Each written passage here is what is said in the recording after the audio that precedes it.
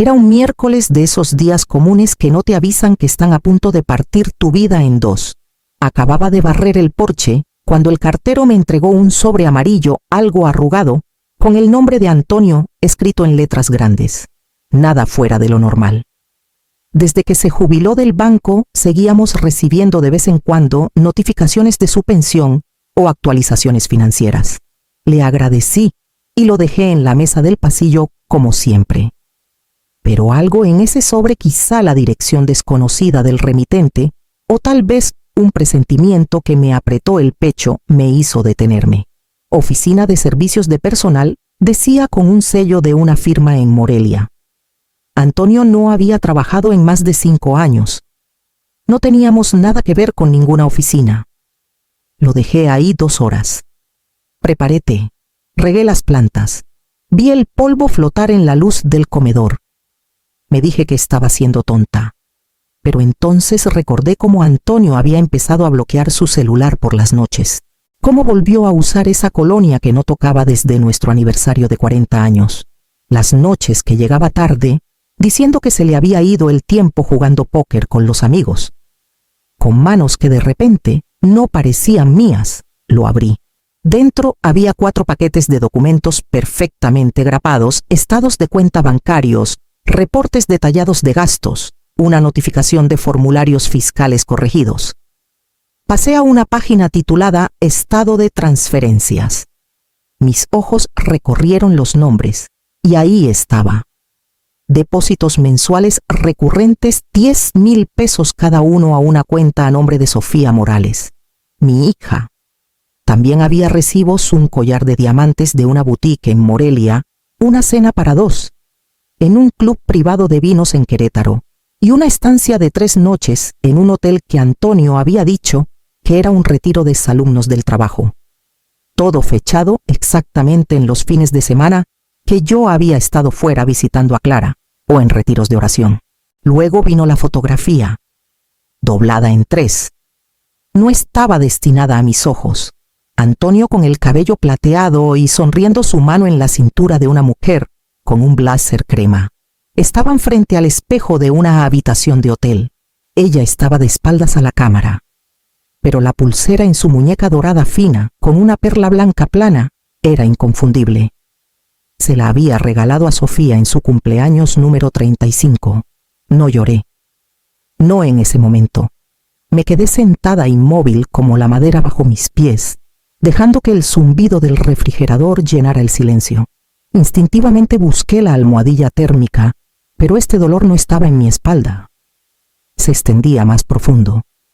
Con cuidado doblé los papeles y los puse de vuelta en el sobre. Apagué la estufa, cerré la puerta trasera con llave y caminé hacia el dormitorio porque de repente necesitaba saber qué más no había estado viendo. No me criaron para cuestionar a mi esposo.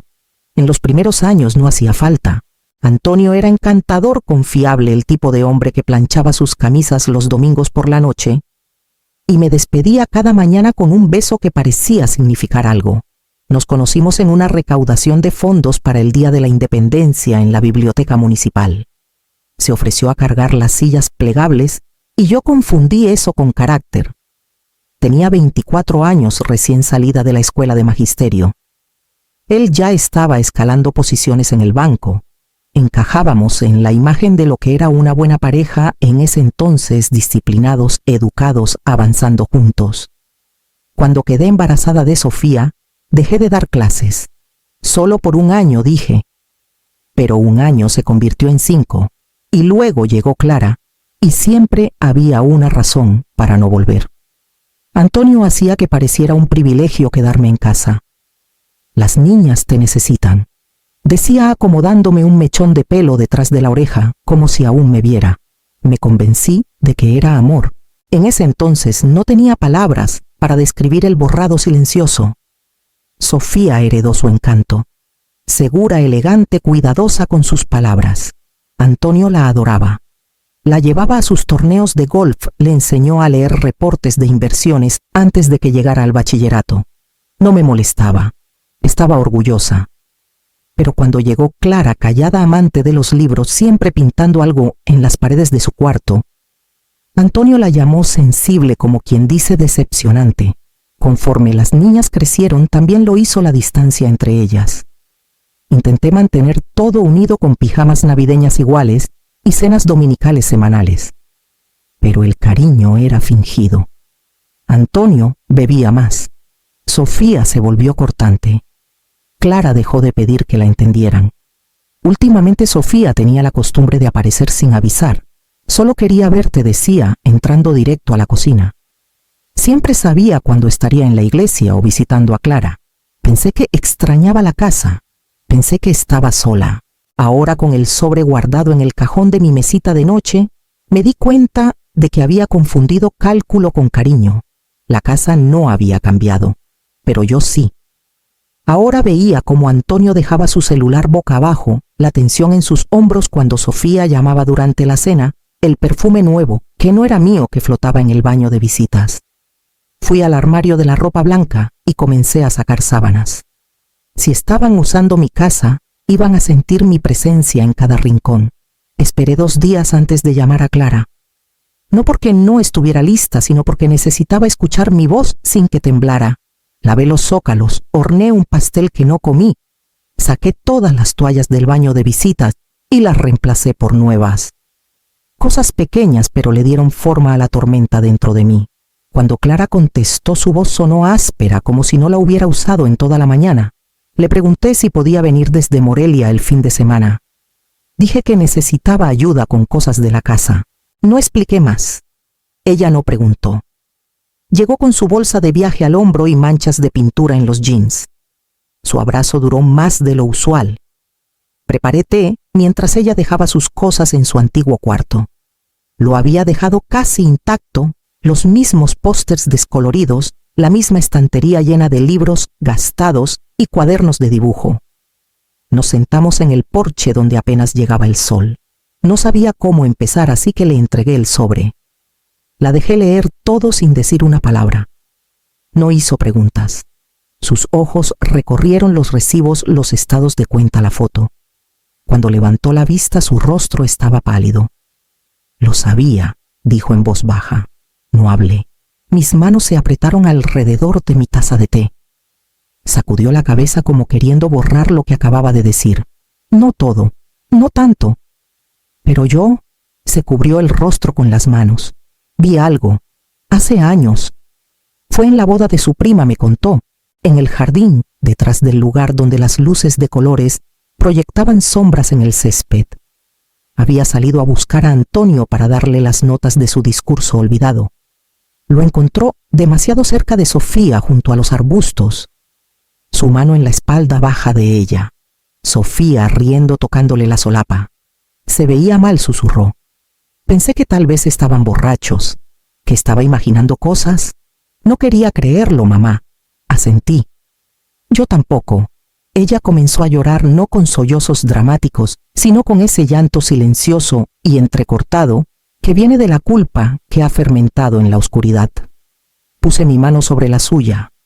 Eras una niña en una boda. Yo era una esposa en una casa que ya no me decía la verdad.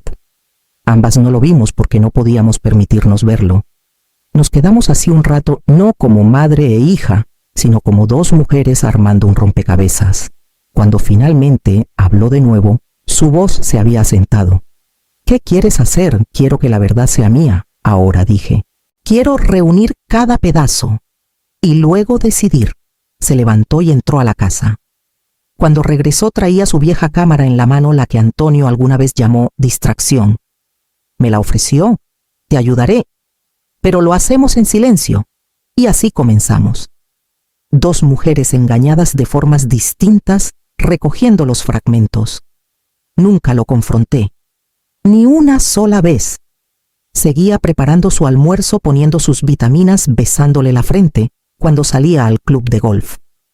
Él pensaba que la rutina era seguridad, que el silencio era rendición. No lo era. Mientras Antonio jugaba al jubilado fiel y Sofía me hablaba 2 veces por semana para ver cómo estaba resistiendo, yo me convertí en alguien más. Llamé a una mujer con la que no había hablado en años, Lucía Ramírez, una antigua colega de enseñanza que ahora trabajaba como asistente legal, en una pequeña firma de derecho familiar. Le dije que buscaba consejos para una amiga. Me dijo que fuera de todos modos. El abogado se llamaba Jorge Vargas. Era tradicional callado, con ojos agudos y sin interés en cortesías. Llevé copias de los registros bancarios, los estados de transferencias y los recibos del hotel. No llevé la foto. Todavía no estaba lista para pronunciar esas palabras. Revisó la carpeta despacio. Luego juntó las manos. Tiene más que suficiente, señora Morales, pero necesitará más si quieres tener ventaja. Asentí. Pienso conseguirlo. En casa comencé a reunir lo que no había pensado proteger antes. Actos de matrimonio, escrituras de propiedad, registros de cuentas de jubilación, todo escaneado y subido a una nube privada que Clara me ayudó a crear. Saqué pequeñas cantidades de efectivo cada semana de nuestra cuenta conjunta, doblando los billetes en un sobre que guardaba detrás de las latas de frijoles en la despensa. Abrí una cuenta corriente solo a mi nombre, por si acaso. Para Antonio me volví más dulce. Volví a reír de sus chistes. Le preguntaba por sus viejos amigos del banco. Hasta planché sus camisas con el almidón que le gustaba. No notó que había guardado mis joyas en una caja fuerte. No notó que dejé de usar mi anillo de boda. Y entonces en silencio fui al albergue. La hermana Beatriz me recibió con manos cálidas y sin preguntas. Le dije que podía coser, que podía enseñar, que tenía tiempo. Me presentó a las demás voluntarias y pronto tuve una sala llena de mujeres aprendiendo a hacer dobladillos y arreglar cierres. Sus historias salían poco a poco: matrimonios rotos, esperanza magullada, el largo camino de regreso al respeto propio. Cada semana les enseñaba a coser una línea recta y cada noche cosía algo invisible dentro de mí. Y aún tenía más por preparar. Sofía llamó un jueves por la tarde, su voz cálida e ensayada. «Quiero que conozcan a alguien», dijo. «Se llama Diego. Llevamos unos meses saliendo. Creo que es hora». Mantuve el tono ligero. «Qué bueno, cariño. El domingo por la noche». «Perfecto», dijo. «Está emocionado por conocerte». No preguntó si Antonio estaría en casa. Ya sabía que sí. Pasé todo el sábado preparando la comida que ella esperaría: pollo, al romero, puré de papas cremoso, un pie enfriándose en la ventana como sacado de una revista. La mesa estaba puesta con la vajilla buena, las copas de vino que no usábamos desde la graduación de Clara. Cuando llegaron Diego, parecía nervioso pero bien ensayado. Era educado, demasiado educado. Sofía se aferraba a su brazo, riendo de todo lo que decía, un segundo antes de tiempo. Antonio jugó mal su papel. Apenas tocó su vino. Su mirada iba de uno a otro con algo afilado en los ojos. ¿Celos tal vez? ¿Pánico o ambos? Diego alabó la comida, contó historias de su despacho de abogados, le preguntó a Antonio por el golf. Todo muy ordenado, muy coreografiado. Sonreí. Serví más. Le pregunté a Sofía por el vestido que llevaba, uno de seda azul claro, que no había visto antes. Dijo que era nuevo. Yo sabía que era el que aparecía en un recibo de hotel semanas atrás. Cuando terminamos el postre y Diego se excusó para tomar una llamada, me volví hacia Sofía con una sonrisa suave. «Sabes, cariño, hace tiempo que quiero charlar bien contigo. ¿Por qué no vienes mañana, solo tú y yo?» Su rostro se tensó solo un poco. «Claro, mamá». A la mañana siguiente le envié un mensaje a Antonio. Le dije que necesitaba hablar con él en privado. Algo sobre los impuestos. «¿Puedes venir temprano?», pregunté. A las 4 de la tarde Sofía llegó primero. Llevaba un perfume demasiado dulce para la hora, con una botella de vino que no planeaba tomar. La recibí, le ofrecí café en lugar de vino. 10 minutos después Antonio cruzó la puerta. Se quedó helado al verla. «Pensé que querías hablar de finanzas», dijo. «Sí», respondí con voz firme, «pero quería que ambos estuvieran aquí. Creo que es hora de poner algunas cosas sobre la mesa». Antes de que pudieran responder, la puerta principal se abrió de nuevo. Clara entró dejando su bolsa en el suelo sin decir nada. Y detrás de ella, Diego, que parecía menos abogado y más un hombre que acababa de darse cuenta de que estaba entrando en algo completamente distinto. Nadie se movió. Nadie habló. Fui a la cocina. y regresé con una carpeta manila que había dejado junto a la cafetera. «Tengo algo para todos ustedes», dije, colocándola en la mesa entre nosotros. Luego tomé asiento a la cabecera de la mesa y esperé. Nadie tocó la carpeta, así que lo hice yo. La abrí despacio, no por dramatismo, sino porque quería que sintieran cada segundo de lo que habían intentado enterrar. La primera página era un recibo de Hotel Morelia, 3 noches, una cama king. El nombre en la tarjeta: Antonio Morales. La siguiente, un estado de cuenta de tarjeta de crédito con una compra de joyería de 42,000 pesos, hecha la semana de nuestro aniversario. Ese año me había regalado claveles del supermercado. Sofía llevaba un collar nuevo. Puse la fotografía al final. La mano de Antonio alrededor de la cintura de Sofía. Su sonrisa suave, casi tímida. El reflejo en el espejo mostraba lo que el ángulo no. Diego retrocedió como si le hubieran dado una bofetada. La voz de Antonio se quebró primero. «Esto es ridículo. No es lo que parece», no dije. «Es exactamente lo que parece». Los ojos de Sofía se llenaron de lágrimas. Tomó la foto y la sostuvo como si al tocarla pudiera deshacerla. Mamá susurró, pero no pudo terminar. Deslicé otra carpeta. Esta era más delgada, 5 páginas grapadas cuidadosamente. «Esos son los papeles de divorcio», dije. «Presentados esta mañana. Mi abogado tiene copias de todo. Si lo disputan o intentan contraatacar, esto se hace público. Me he protegido». Antonio se puso rojo, luego pálido. «Estás loca si crees que te saldrás con la tuya. Esta casa es mía. La pensión. La casa se compró después de nuestro matrimonio. Jalisco es un estado de bienes mancomunados. Me quedaré con la mitad de todo, incluida la cabaña en el lago que has estado transfiriendo a nombre de tu primo a escondidas». Me miró entrecerrando los ojos. «No verás un solo peso si haces esto». «Ya no tienes esa opción», dije, y luego miré a Sofía. «Tú tampoco». Sofía abrió la boca, pero el sollozo que salió no fue una palabra. Diego dio un paso atrás. Luego la miró como si ya no reconociera a la mujer a su lado. «¿Es verdad?», le preguntó. Todo ella no respondió. No necesitaba hacerlo. Clara dio un paso adelante en silencio hasta ahora. Se paró a mi lado, su mano en mi hombro. «No puedes destruirla y simplemente irte», dijo, mirando directamente a nuestro padre. Antonio no respondió. Su enojo se había fracturado en algo más pequeño. Deslicé un último sobre por la mesa. «Firmen los papeles, concédanme la casa, los activos que he pedido, y mantendré el resto en silencio.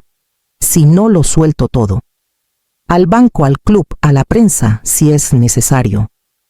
El silencio cayó como polvo. Antonio miró a Sofía, luego a mí. «Te arrepentirás de esto». Sonreí, no con crueldad, solo finalmente. «No, me arrepiento de haber callado tanto tiempo». Luego me levanté y comencé a recoger la mesa porque tenía otras cosas que preparar. Antonio se fue 3 días después. No se despidió. Escuché el clic de la puerta principal alrededor de las 6 de la mañana, seguido del arrastre hueco de las ruedas de su maleta por el porche. Esperé hasta que el motor arrancó, luego caminé al comedor y me paré en el espacio que solía ocupar. El aire estaba quieto. La casa no se sentía ni vacía ni llena, solo mía. Sofía dejó de llamar. No hubo disculpa, ni nota, ni defensa, solo ausencia. Y extrañamente no me sentí abandonada. Me sentí liberada. Seguí adelante. En el albergue enseñé a las mujeres a coser dobladillos rectos y reforzar costuras.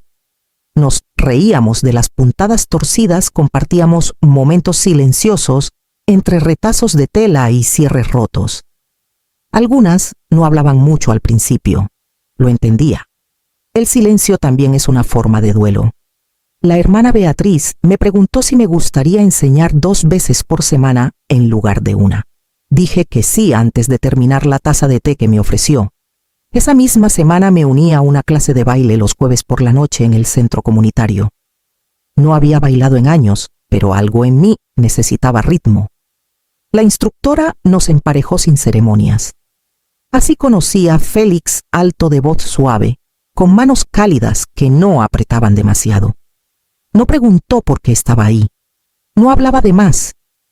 Nos movimos juntos al ritmo lento de un bolero viejo, y por primera vez en meses no pensé en lo que había perdido. Pensé en a dónde podía ir. Cuando terminamos la última canción sonrió y dijo: «La próxima semana a la misma hora». Asentí y caminamos hacia el estacionamiento sin necesitar explicar nada. Pasaron 3 años sin una palabra de Sofía. En ese tiempo la clase de costura del albergue creció hasta convertirse en una cooperativa. La llamamos Segunda Puntada. Vendíamos delantales, colchas para bebés, bolsos de lona. Algunas de las mujeres ganaron lo suficiente para abrir pequeñas tiendas o dejar el albergue por completo. Yo daba talleres, los fines de semana enseñaba presupuestos los miércoles y pasaba los domingos bailando con Félix bajo luces de colores y risas. Nunca definimos lo que éramos, solo éramos. Eso me gustaba de él. Nunca apresuraba nada. Nunca llenaba el silencio con ruido. Preguntaba si quería té antes de servirlo. Esperaba a que yo ofreciera historias antes de pedirlas. Estar cerca de él se sentía como exhalar. Luego, una tarde, llegó un sobre azul claro por correo con mi nombre en una caligrafía familiar. La letra de Sofía. Lo sostuve 1 hora antes de abrirlo. La carta dentro era larga. No había justificaciones ni cronologías. Solo una disculpa temblorosa y callada. Escribió sobre la vergüenza, sobre perderse en algo que alguna vez creyó que era amor, pero que ahora entendía como dependencia. Habló de dejar a Antonio, de mudarse a Monterrey de la terapia. Dijo que no esperaba perdón. Solo deseaba que hubiera encontrado paz y que algún día me permitiera ofrecer algo a cambio. No lloré. Doblé la carta, una vez la guardé en el cajón con mis tijeras de tela y mi cinta métrica, y la dejé ahí. Esa noche Félix llegó con un pastel de limón y una copia del crucigrama dominical. Nos sentamos en el porche, el aire dulce y espeso, con el aroma de la albahaca mojada por la lluvia. Me dio el bolígrafo primero, luego extendió la mano por encima de la mesa y tomó la mía sin decir nada. Y no me solté. Epílogo. El hilo que me toca. Tejer. Vendí la casa vieja la primavera siguiente. Demasiadas paredes habían visto demasiado y ya no necesitaba tanto espacio para recuerdos que no elegí conservar. Félix me ayudó a mudarme a un lugar más pequeño, con ventanas amplias y macetas de romero en el alféizar. Cada cuarto se sentía como aire fresco. La mayoría de las mañanas nos sentamos en silencio en la mesa de la cocina, con el sol entrando de lado sobre nuestras tazas de café. Él lee el periódico. Yo remiendo cosas pequeñas, botones dobladillos, alguna rasgadura en el codo de sus camisas de franela. En mi cumpleaños, número 76, Clara me envió una tarjeta. Sin flores, sin una nota larga. Solo una frase escrita con su letra limpia y inclinada. Me enseñaste cómo empezar de nuevo. La coloqué junto a la foto de las mujeres en la cooperativa, todas paradas bajo el letrero hecho a mano, que dice Segunda Puntada. Hecha más fuerte por el hilo. Mis manos han envejecido, pero aún recuerdan cómo construir algo que dura. No recuperé los años que di, pero obtuve algo mejor. Una vida que es mía, y la paz para elegir quién camina por ella.